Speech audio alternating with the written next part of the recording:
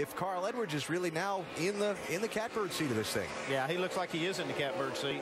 He's right now about 9.6 seconds behind leader Casey Kane right here. And Casey is going to have to make another pit stop. And obviously when he does that, Carl Edwards is going to go around him. DJ, you've been in Casey Kane's position before. You're in the car. I mean, I guess all you can do is think, you keep looking around, looking for somebody sliding behind you, looking for smoke, trying to find debris, something to get the yellow flag out.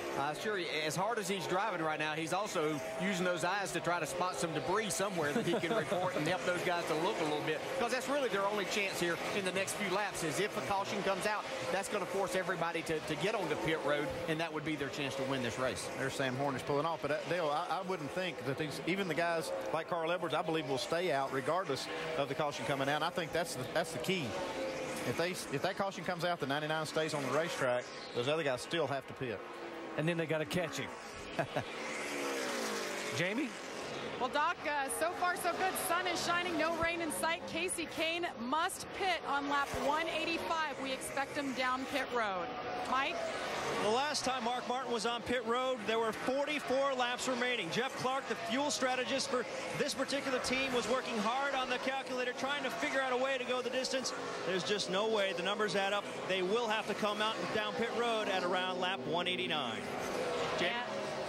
And as the guy said in the booth, the man with the best position on the racetrack right now, Carl Edwards in the 99, he does not have to pit the remainder of the race. Guys? Carl Edwards trying to get a win. He finishes second at Indianapolis last week and loses a position in the point standings. How do you figure that? Of course, the guy he lost it to was the guy that he was chasing at the checkered flag, Jimmy Johnson, who led the most laps. So Johnson took over fourth. Edwards moved back to fifth in the points, and now Carl Edwards looks like it's his race to lose if we stay green, although he may be pretty close on fuel. And guys, with 34 cars, 33 cars in the lead lap, you cannot afford to run out of fuel here. Well, no, you can't, but they're in a good position. They're sitting up there in the top 5 of the points, so they can chance this a little bit more. I think an interesting thing is we heard them talk earlier that they're running something a little bit different than the other Roush cars are. They're experimenting a little bit. The experiment seems to be working pretty good, Andy. Yeah, it does. He's got this car way out front, and I don't see anybody that can actually challenge this 99 car, because all these guys that could challenge him have to make a pit stop. The best thing that Casey Kane and Mark Martin can do is get on pit road now and try to make the most of new tires, because you've got Carl Edwards. He's running about 56.60. The leader, Casey Kane, has already slowed down 57.30 the last lap. They need to get on pit road. Losing too much time. Here's a 17 car. You heard him say, I'm trying to save fuel, but I got to come in anyway. Matt Kenseth coming down for what should be his final stop. Headed down to Stuart Bolden and Company as they will get him in. Let's go down to Dave. And, Doc, they're going to change 2 right side tires and fuel the car. Track bar adjustment as well. The car was very loose in the tunnel turn. And a quick pit stop, he may be able to pick up some positions on the others who had to pit.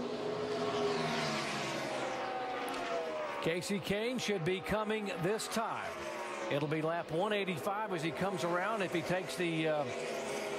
he crosses the start-finish line on the racetrack. I got to believe, though, he's going to come off, peel off, and come down out of turn 3. Remember, Mark Martin, who pitted at the same time, thinks he can go 4 more laps. Here comes Casey Kane. I think you can look for a 2-tire change with this 9 car and just get back out there as quick as possible.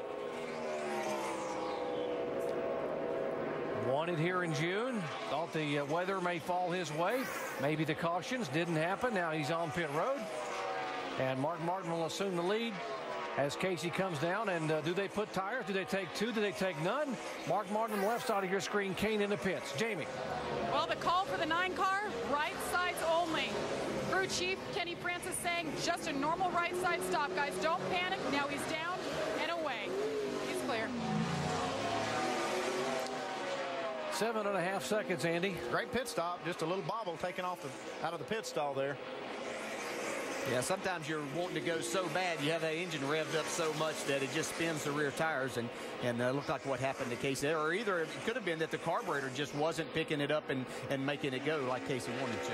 What was it Mark Martin told us during the red flag? I just don't ever seem to be able to get those brakes. I just need to be able to get a brake. Well, folks, he desperately needs one here. He needs a caution flag or something in the next 3 laps before he has to make his final stop with about 11 laps to go. For those of you tuning in, SportsCenter is coming up next. 7 laps to go. We will be headed over to our Sports Center coverage coming up next here at the conclusion of our NASCAR Sprint Cup coverage here at Pocono Raceway. Back up front, Carl Edwards is 7 laps away from getting win number 4. Jamie. Well, Doc, crew chief for Carl Edwards, Bob Osborne just told him fuel could be an issue, guys. This is what they said on the radio. How you doing on saving that fuel, buddy? Haven't really been saving any. Okay, just coast a couple laps for me, bud. That way we got a green light checkered if we need it. Carl did sound a little bit surprised. He said, I haven't been saving at all, so now he's trying to back it off just a little bit. But DJ, Andy, Doc, how hard would it be to conserve at this point in the race? Well, Bob Osborne should have been telling Carl when all those guys pitted to back off a little bit. You got a 5, 6, 7 second lead. Let's just back off here and save fuel. Yeah, in 7 laps, you're not going to save much. I don't care. You know, he's got almost a 7-second lead, but they should have been telling him this long ago. I believe that's why Tony Stewart backed up a little bit, was he's thinking maybe that the 99 doesn't have enough fuel at the pace that he was running. So they should have been alerting him to this long before, and you can make up some time, but not in 6 or 7 laps. Yeah, once they saw they were going to have a pretty good lead over the cars that they were going to have to race to the end, that's when I would be on the radio telling my driver, hey, let's just back up, give up a few tenths of a second, maybe even a half a second a lap. That time by Carl Edwards back down almost 7/10 of a second. He is 7/10 of a second a lap slower than Tony Stewart. Of course, he had a 6.5 second lead over Stewart in second spot. Yeah, he'll need to give up some more of that lead. And you see Stewart just now getting to the start-finish line, so he's got a little buffer. He can slow up just a little bit. He's got 5 laps. See Jimmy Johnson coming into the picture right behind this 20 car. What would this mean to Tony Stewart? A 34 race winless streak, 0 for 20 in 2008. Jimmy Johnson back in 3rd. If Tony's saving any, though, he's got to be careful that Jimmy Johnson is there and is actually outrunning him about a half a second a lap, too. So he could be a factor in this before it's over. That's the tough part when you're trying to save fuel and you're trying to hold somebody off. It's just so hard to do. Yeah, we need you to save fuel, but we don't want you to let anybody pass you either. Let's see what the fuel windows look like here in terms of the computer calculations here and the estimation of what's in the tank. Oh, boy. There again, that's just our calculation. I know these drivers would want to see that fuel gauge right now.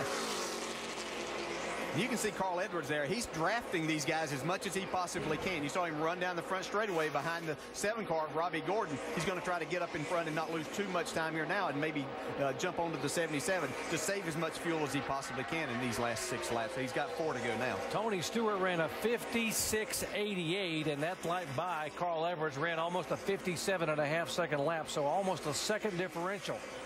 Jack Roush watching. He can give up a second a lap. He's got a 6-second lead right now. I'm sure Bob Osborne's telling him everything he needs to know right here. Got a slow car on the bottom of 6, the 96 car.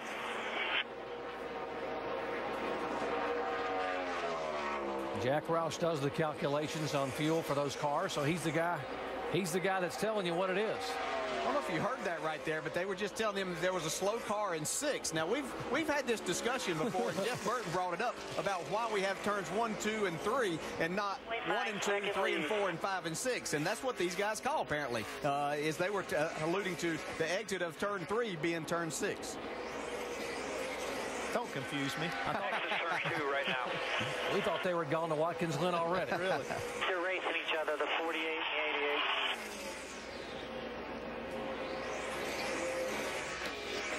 Oh, boy. It looks like Jimmy Johnson's backed off quite a bit now, or actually he's just gotten real loose. Yeah. You know, and sometimes whenever you slow down, the car drives worse. You know, he was driving it where it was comfortable, and you have to slow down, then that makes the car do different things. The attitude of the car changes a little bit, so it makes it a little bit more difficult at times. Okay, here we go. We're getting just about 2 laps to go here. See some Don't worry smoke. about that smoke. It's just pit road smoke. 56.91 to a 56.99, 5-second lead. 2 laps to go, bud. 18, the points leader in the pits with 2 laps to go. How big would this be for the 18 car of Kyle Busch?